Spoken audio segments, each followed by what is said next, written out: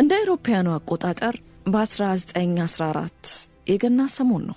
ይህ የፈረንጆቹ 1914 በሰው ልጆች ታሪክ ውስጥ ሁሌም በክፉ የሚታወሰው አውሮፓ ውስጥ ጀምሮ መላ ዓለምን በሁለት ጎራ ከፍሎ እርስ በእርስ ያጫረሰው አስከፊው ጦርነት የጀመረበት ዓመት ታህሳስ 24 ቀን 1914 ዓ.ም በፈረንጆቹ የገና ዋዜማ ምሽት ላይ ግን ማንም ይሆናል ተብሎ ያላሰበው ይህንን በሰው ልጆች ታሪክ ውስጥ እጅግ አሰቃቂ የሆነውን መጥፎ ጊዜ በበጎ እንዲታወስ የሚያደርግ ፈጽሞ ያልተጠበቀ ግሩም ድንቅ ትዕይንት ተከሰተ። ዛሬ ይህንን አስገራሚ ታሪክ ልነግራችሁ ነው። በቅድሚያ ግን ቻናላችንን ሰብስክራይብ በማድረግ ተቀላቀሉ። ሐምሌ 28 ቀን 1914 ልዑል አርክዱክ ፍራንሲስ ፈርዲናንድ የተባለ የአውስትሮ ሃንጋሪ መንግስት ዙፋን አልጋ ወራሽ የሰርቢያ ዋና ከተማ ሳራይቮ ላይ በመገደሉ ምክንያት የበርካታ ሚሊዮኖችን ሕይወት በመቅጠፍ እስካሁን ድረስ ተወዳዳሪ ያልተገኘለትና በሰው ልጆች ታሪክ ላይ ጥቁር ጠባሳን ጥሎ ያለፈው አንደኛው የዓለም ጦርነት የጀመረበት ቀን ነው። ጦርነቱ ከተነሳበት ዕለት ጀምሮ በመጀመሪያዎቹ 30 ቀናት ብቻ በመቶ ሺዎች የሚቆጠሩ ወታደሮችና ሰላማዊ ዜጎች በማለቃቸው የፈረንጆች ገና ከመድረሱ በፊት ጦርነቱ እንደሚቆም የብዙዎች ተስፋ ነበር። ሆኖ ሁለቱ ተፋላሚ ወገኖች ጦርነቱን ለማቆም ስምምነት ላይ መድረስ ባለመቻላቸው ውጊያው ተጠናክሮ እንዲቀጥል በሁለቱም ጎራ ያሉ ጦር መሪዎች ለወታደሮቻቸው ትዕዛዝ አስተላለፉ። ጦርነቱ ተባብሶ ቀጠለ። ዘግናኝ እልቂትን ያስከተለ ጦርነትም ተካሄደ።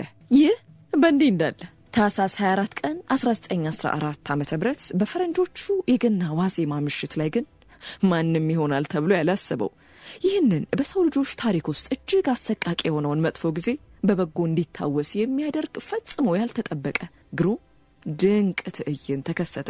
በተቃራኒ ጎራ ተሰልፈው ሲጨፋጨፉ የዋሉ አንዳንድ የጀርመንና የብሪታንያ ወታደሮች ጠመንጃቸውን እየጣሉ ከየምሽጋቸው ወጥተው አንድ ላይ ተሰባስበው የገና መዝሙርን መዘመር ጀመሩ።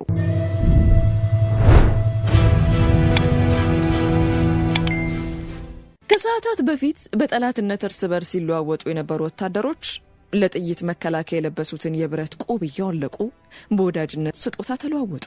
በገና ዋዜማ ስጦታ መለዋወጥ የአውሮፓውያኑ ልማድ ነበርና የሚሰጡት የስጦታ ዕቃ እንኳን ያልነበራቸው ምስኪን ወታደሮች ቆባቸውን በስጦታነት በማበርከት አንዳቸው ለአንዳቸው ያላቸውን ፍቅር ገለጹ።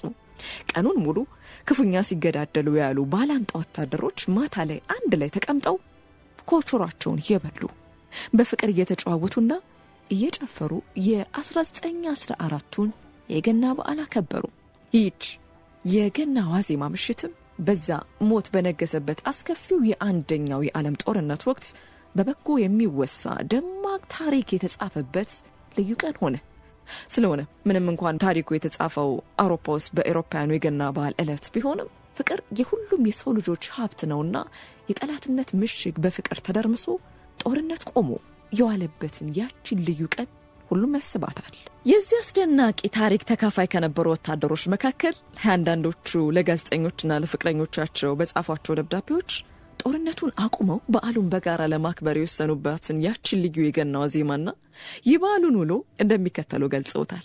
የገና ዕለት ጓደኞቼ ከጀርመኖች ጋር ሆነው በምሽጎቻችን መካከል ባለው ክፍት ቦታ ላይ ጠረጴዛዎችን አስተካክለው በጋራ ተቀምጠን እየተጫወቱና በዓሉን የሚያስታውሱ ትናንሽ ስጦታዎችን እየተለዋወጡ ደስተኛ ጊዜያትን አሳልፈናል። አንድ ብሪታንያዊ ወታደር የጻፈው እጅግ በጣም የተለየ የገና በዓልን ያሳለፍኩት እናም ለወደፊትም ቢሆን ከምሽግ ወጥቼ በዓለም ላይ እንዲህ አይነት ምርጥ ጊዜ የማሳልፍበት የገና በዓል ይኖረኛል ብዬ የማላስብበት ድምዳሜ ላይ ደርሻለሁ። ሌላኛው የብሪታንያ ወታደር ለፍቅረኛው የጻፈው ማስታወሻ ነው። አንድ ደግሞ ሌላ ወታደር እንዲህ ይላል። ያ ቀን በዋዜማው ምሽት በዓሉን በጋራ ለማክበር ከተስማማን በኋላ ወዲያውኑ በ5 ደቂቃ ውስጥ በጠላት ጦር ምሽግ መካከል ያለው ክፍተት ቦታ በብሪታውያንና የጀርመን ወታደሮች ተሞላ። ወታደሮቹ ሲጋራና ሌሎች በርካታ ትናንሽ የስጦታ ዕቃዎችን ይለዋወጡ ነበር። የሁለቱም ወገን ወታደሮች ሰፍረውባቸው በነበሩ አንዳንድ የጦር ካምፖች አካባቢ ደግሞ ጓደኛሞች እርስ በርሳቸውና ከጠላት ጦር ወታደሮች ጋር እግር ኳስ እየተጫወቱ አሳልፈዋል።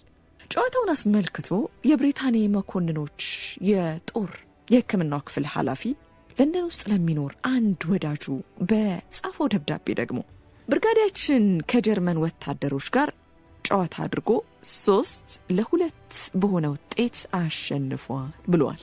ከዚህ ሌላ የሁለቱም ወገን ወታደሮች በቤተ ክርስቲያናት እንደሚደረገው አይነት የጸሎትና የፍትሐት ሥርዓት በማከናወን የሚካሄደውን በጦርነቱ የሞቱባቸውን ጓዶቻቸውን ቀብረዋል።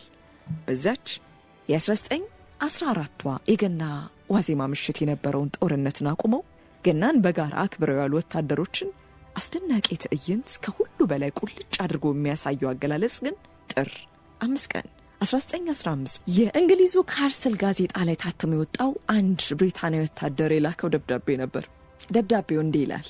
ጦርነቱ ከጀመረበት ጊዜ ጀምሮ በመካከላችን ሰፍኖ እርስ በርሳችን ሲያተላልቀን የቆየው ያ ሁሉ የጥላቻ መዓት የገና በዓል በፈጠረው ተአምራዊ የፍቅር ኃይል በአንድ ጊዜ ጸጥ አለ። በሁለት ተቃራኒ ኃይሎች ጎራ ተሰልፈው ዘላለማዊ ጥላቻ ያላቸው ይመስል በጠላትነት የተያዩ በከፍተኛ ጥላቻና ቂም ተመረዘው መራራ ጦርነት ውስጥ ተዘፍቀው እርስ በርስ ሲባሉ የነበሩ ባላንጣዎች በገና ዕለት ጥላቻቸውን በፍቅር ለውጠው የፍቅር ስጦታ እየተለዋወጡ የፍቅር ዜማን እየዘመሩ አንድ ላይ መዋላቸው ለዓለማችን የወደፊት ሰላም ታላቅ ተስፋን ይዞ የሚመጣ ግሩም ድንቅ ትዕይንት የታየበት ቀን ነው። ጉዳዩን አስመልክተው ሐሳባቸውን ለቢዝነስ ኢንሳይደር ያካፈሉት የአንደኛው የዓለም ጦርነት መታሰቢያ ሙዚየም የትምህርት ክፍል ኃላፊ የሆኑት ሚስ ሎራ ቮግት በበኩላቸው ድርጊቱ ዛሬም በጦርነቱ ስለሚገኙ ሀገሮችና እንደ ሰው ለሚያስቡ ሰብአዊ ፍጥሯን ሁሉ የሚያስተላልፈው ትልቅ የጋራ መልእክት አለው ይላሉ። ሁሌም የገና በዓል በመጣ ቁጥር ለሰብአዊነታችን ቅድሚያ ከሰጠን ጥላቻ ሊያሸንፈን እንደማይችልና በፍቃዳችን ከጦርነት ልንወጣ እንደምንችል እንድናስብ ለህሊናችን ያስታውሰናል ብለዋል። በአንደኛው የዓለም ጦርነት ወቅት በተቃራኒ ጎራ የነበሩ ወታደሮች በዚህ ሁኔታ ለአንድ ቀንና ለአንድ ሌሊት ጦርነቱን አስቆመው የ1914ቱን የገና በዓል አንድ ላይ ሆነው ካከበሩ በኋላ ከነጭራሹ ጦርነቱን የማቆም ፍላጎት የነበራቸው ቢሆንም ደም ያሰከራቸው የበላዮቻቸው ግን ጦርነቱ እንዲቆም ባለመፈለጋቸው የተቋረጠው ጦርነት እንደገና እንዲቀጥል አድርገዋል። የበላዮቻቸውን ትዕዛዝ አንቀበልም ብለው ጦርነቱን አንቀጥልም ያሉ ወታደሮች ከነበሩበት ብርጌድ ወደ ሌላ ግንባር እንዲዛወሩ ተደርገዋል። ሌላ የተለያየ ቅጣትም እንዲቀጡ በመደረጋቸው በግዳጅ ጦርነቱን ቀጥለዋል። ከዚያ ጊዜ ጀምሮ በወታደሮች ዘንድ አንድም ተመሳሳይ ጦርነቱን የማቋረጥ ሙከራ ሳይደረግ ለ4 ዓመታት የዘለቀው የአንደኛው የዓለም ጦርነት ህዳር 11 ቀን 1918 ይፋዊ ፍጻሜውን አግኝቷል። ያሙኑ እድሜ ለነዚህ ልባቸው በጦር ሳይሆን በፍቅር ተማርኮ ጦርነትን አቁመው አብረው ለዘመሩ የአንደኛው የዓለም ጦርነት ወታደሮች ልብን በሚሰብረው የአንደኛው የዓለም ጦርነት ጥቁር ታሪክ ውስጥም የሰውነትን ዋጋ ከፍ የሚያደርግ ልብን በደስታ የሚሞላ ዛሬም ድረስ የማይረሳ ድንቅ ትውስታን ጥለውልን አልፈዋል። ታሪኩን ከወደዳችሁት ቻናላችንን ሰብስክራይብ ካላረጋችሁ በማድረግ ተቀላቀሉን። ላይክ፣ ሼር፣ ኮሜንት መስጠትም ይቻላል። እናመሰግናለን።